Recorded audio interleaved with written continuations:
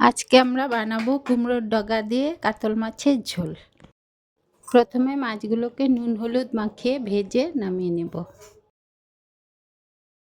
এখানে নিয়েছি পাকা লঙ্কা বাটা, জিরে গুঁড়ো, টমেটো বাটা, ছোট আলু সেদ্ধ করা আর মিষ্টি কুমড়োর ডগা।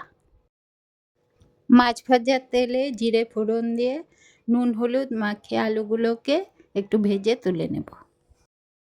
এবার ওই তেলে কুমড়োর ডগাগুলো দিয়ে নুন হলুদ দিয়ে বেটে রাখা মশলা দিয়ে একটু কষিয়ে নেব। মশলা কষে এলে পরিমাণ মতো জল দিয়ে দেব।